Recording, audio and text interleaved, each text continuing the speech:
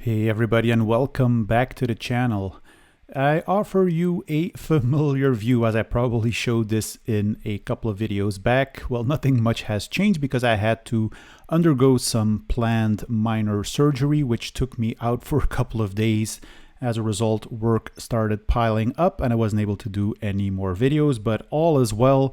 And in today's video, we're gonna go back in time a little less than 30 years ago with Microsoft, MS-DOS, Windows for Workgroups, that beautiful Microsoft Windows splash screen, and how Microsoft offered us electronic mail about 30 years ago with Windows as well as MS-DOS. So I think this is going to be a great video where we're going to be exploring Microsoft Mail for PC networks, a flagship product from Microsoft at around 1993, opening up the world of electronic mail to companies all over the world.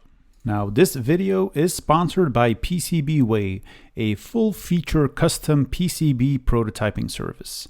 If you need PCB prototypes, SMD stencils, PCB assembly, flexible PCBs, or advanced PCBs, PCBWay has got you covered. They also offer CNC and 3D printing based on CAD files that you can upload in order to get a quotation. Also, check out their community section where you can find hundreds of do-it-yourself electronics projects from the community, as well as their store where they sell lots of cool electronics projects. So let's get started on this wonderful journey with the Microsoft Windows for Workgroups splash screen and the Microsoft Windows desktop here. The all familiar program manager, which always gives me this warm and fuzzy feeling inside. The main file manager control panel. I've set up a little network here. This is going to be my Microsoft mail server. I gave it a name and a description. What I also did was I installed networking. So in the network settings, we can see that this computer is a part of the Microsoft Windows network. We have enabled file sharing, and I've set up a small TCP/IP based network, meaning that this computer has been given an IP address, as can be discovered here using the MS-DOS prompt with the ipconfig command. And then we should be good to go to install Microsoft Mail. And in today's video, we're going to be installing Microsoft Mail version 3.2, which came on 9 3.5-inch 1.44 megabyte floppy disks. So the first two disks were the server setup. We also had the server program. We had 3 disks with Windows client software, giving us a Windows Mail client for Windows 3.1. There was also client software for MS-DOS so that you could access your mails from an MS-DOS environment. We had a technical reference disk with some API documentation and sample programs and the modem scripts. Installation is pretty straightforward. We go to the A drive where we will see a whole bunch of files, but all we need to do is run the setup program, which will launch us in this text-based installer. So as you can see here, we can create a new post office, update an existing one, copy server programs, and copy client programs. So in this case, we're going to be creating a new post office. So a post office is basically a folder structure which holds the structure of your post office. So we need to give the post office a name. So I'm going to call this Post Office 1. Except for the fact that I don't have enough characters. So I'm going to call it PostOff1. So this is the identifier of the post office. Now the post office is part of a network or an organization. So you can have more than one post offices on the network if you have sufficient licenses, that is. But we're going to be creating a network here called WinMail32A. We need to specify the network type. I'm going to go with Microsoft LAN Manager compatible. And then we can decide whether we want to have the administration and utilities, the server agents, and the modem script files as well. Now, the second folder that we need to specify is the folder which will contain all of the server programs. So I'm going to put this into mail.exe, which is the default one. We're also going to be installing the Windows and Presentation Manager and MS-DOS client programs. Then we get a nice overview of all of the installation options that we have selected. So we get our post office location, post office name, network name, server program directory, the thing that we want to install, and then we can just basically go ahead and it will start creating our post office in the mail data directory. So this is an entire folder structure that it's busy creating now, which will basically contain all of the metadata of our post office. So yeah, lots of files are being dumped in that mail data folder as well. And after that's done, we can move on to the mail exe folder, which will contain all of the server programs. And so yeah, then it's just a matter of going through all of the floppy disks, because it will not only install the server programs, but also the client software, both for MS-DOS and for Microsoft Windows. It will also copy some documentation. So once that is done and you've gone through the floppy disks, then your Microsoft Mail setup should be complete. So yeah, once we're back in the MS-DOS prompt, let's go to the C drive and see what we have here. So we have this mail data folder which is created, which basically contains our post office. Now this just contains a bunch of folders and files. We're not going to be too worried about those. These are basically just all system files that the MS Mail client and server applications interact with. Now, a more interesting folder is the mail exe folder, which contains the bulk of the executables that make up MS Mail. And we're going to be starting with the Microsoft Mail Administrator module, which immediately throws the following error when we try to start it. Could not find mail system data files on drive M, which is normal because we don't have a drive M here. And the mail system data files are on the C drive in the mail data folder. So let's look at the options here, because apparently we can specify the mail data files drive with the -D switch. So let me enter that and specify the C drive, but also on the C drive, it cannot find the mail system data files. However, if we enter the mail data folder and then we launch our admin executable from there while specifying the -D option, then we will be able to launch the administrative module. Now we need to specify a mailbox. Now there is an administrative mailbox that you can use, which is called admin. Default password is password. And then we get into this administrative module where we can administer various aspects of the Microsoft Mail server. And we're going to start by doing some local administration. And the first thing we're going to do is create a new mailbox. Now, a mailbox is basically a user on your mail server. So we need to give it a mailbox name, a password to access the mailbox, then the full username, specify the user type, access privileges, user privileges included in directory synchronization, and then we just create the new mailbox. And from within this local admin, we can also modify mailboxes, we can delete mailboxes, and we have a whole bunch of other options. But for now, we're going to just focus on the mailboxes. So here I can modify the existing one, I can delete one, which I'm not going to do here.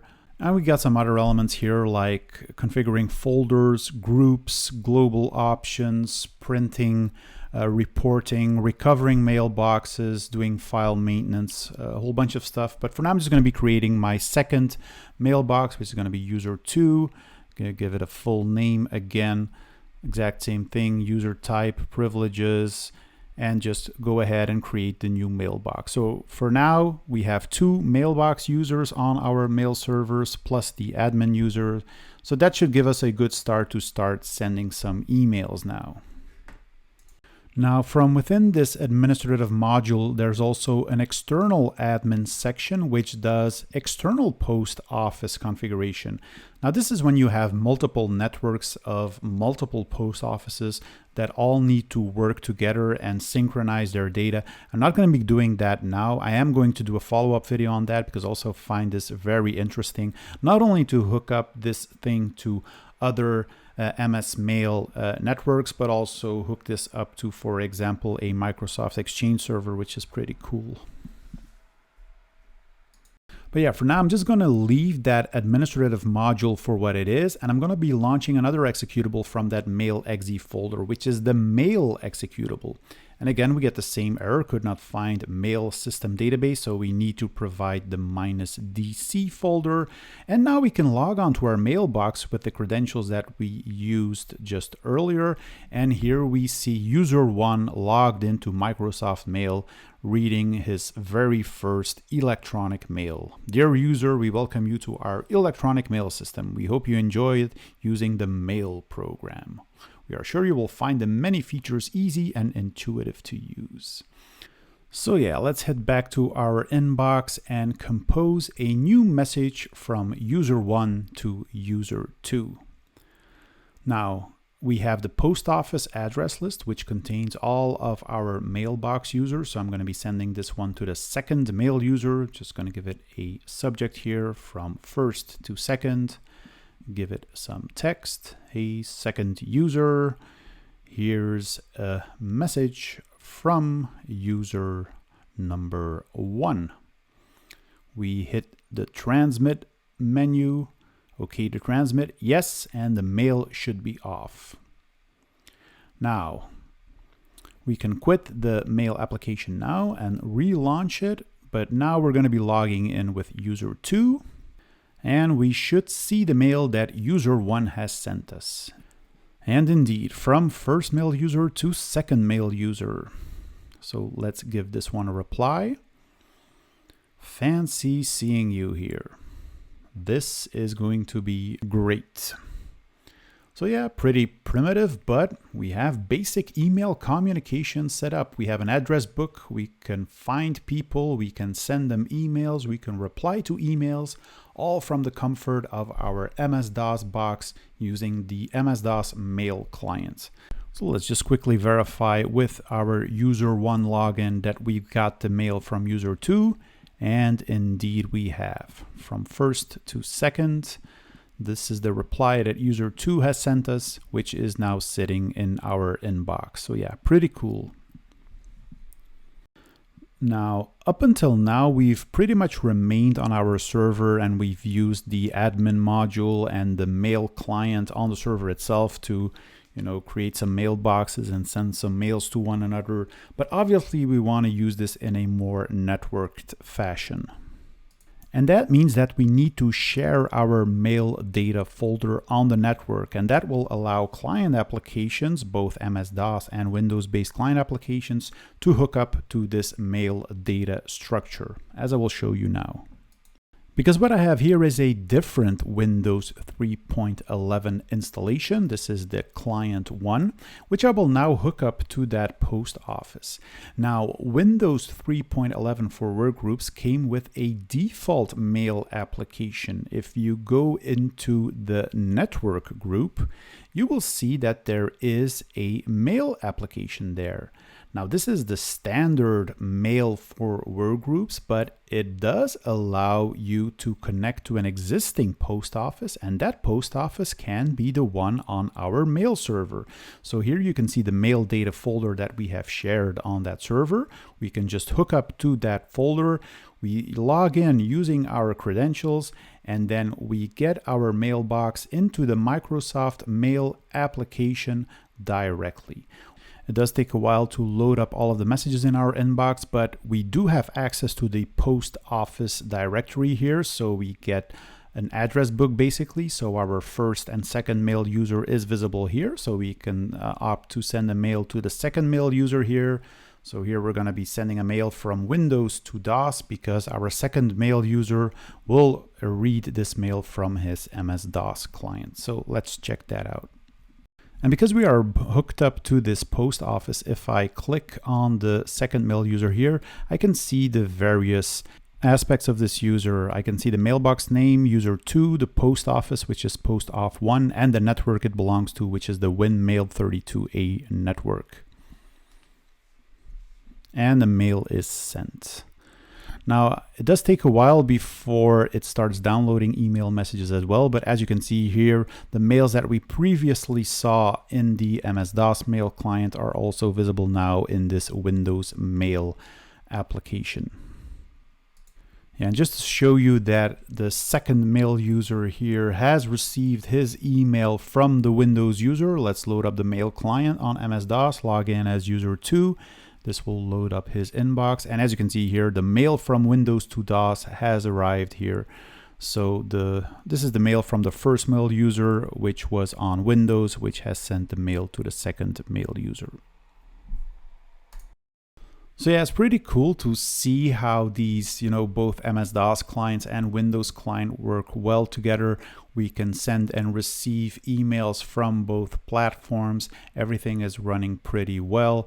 If I reply to the mail from my MS-DOS based client, I can do so and it will end up on my Windows mail.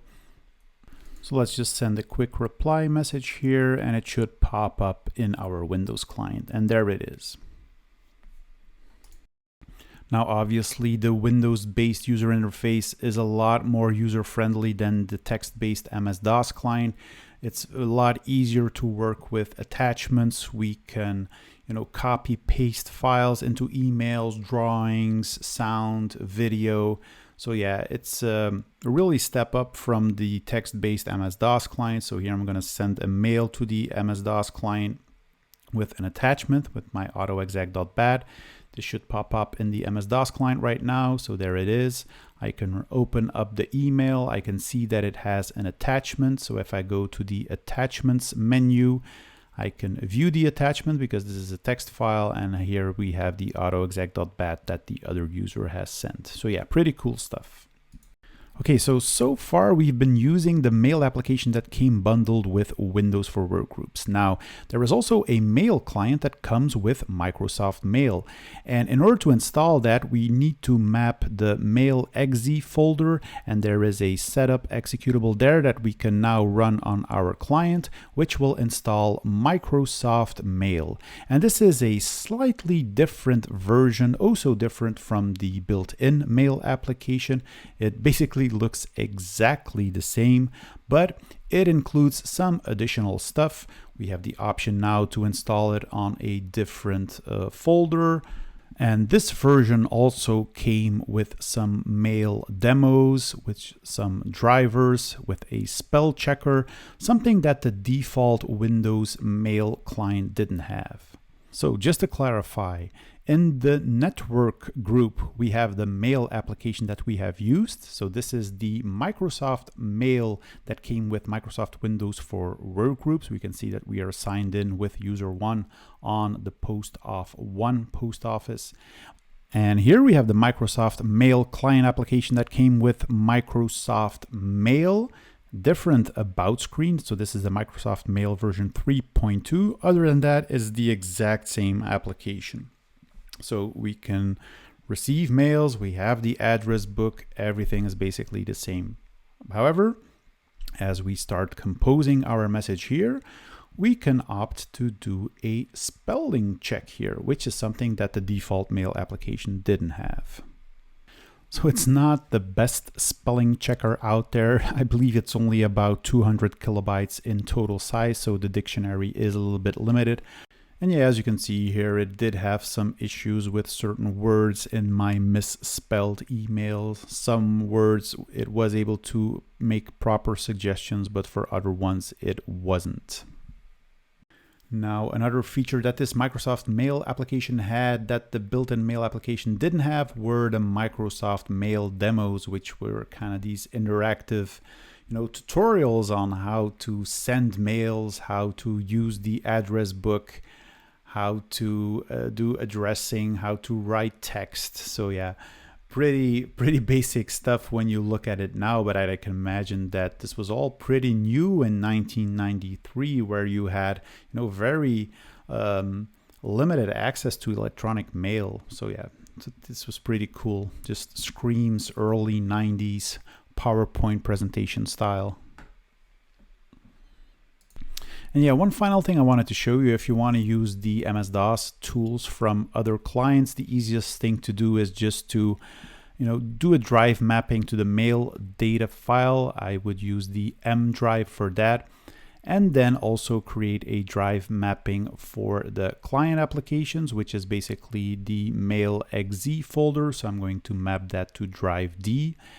And once you have that from your client, what this basically allows you to do is use the MS-DOS client applications a lot more easy. So the MS-DOS client applications basically expect that your mail data folder is mapped to the M drive, and then that you have some kind of location where you have the client utilities, which in my case are located on the D drive. So as you can see here, I can launch the admin module. I don't need to specify any parameters. It just basically works. Same with the mail application. There are no special switches needed anymore, and I don't need to launch it from within a certain folder because the mail data is mapped to the M drive and we have access to the client applications. We can just very easily launch all of these applications.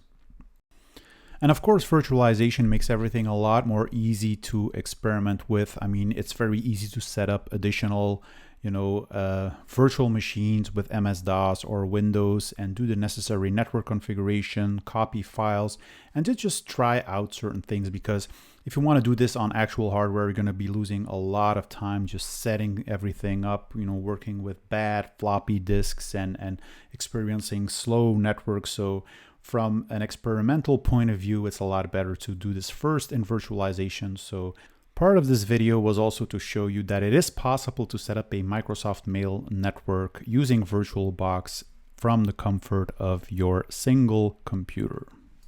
Now, of course, if you have the hardware in place, nothing prevents you from doing that. But unfortunately, my surgery did prevent me from doing that, as I was planning on doing this. But yeah, the surgery kind of got in the way, so I have to take a rain check on that. But it is coming. We will be showing some actual mail flows within this setup here. So I hope you stick around for that. But until we get around to that, I really hope you've enjoyed this video involving Microsoft Mail for PC Networks version 3.2. And I hope to see you guys in the next one. If you like this video, please consider giving it a thumbs up, leave a comment in the comment section below, and subscribe to the channel if you haven't already done so. It would really help out the channel. And I hope to see everybody in the next one. Bye-bye.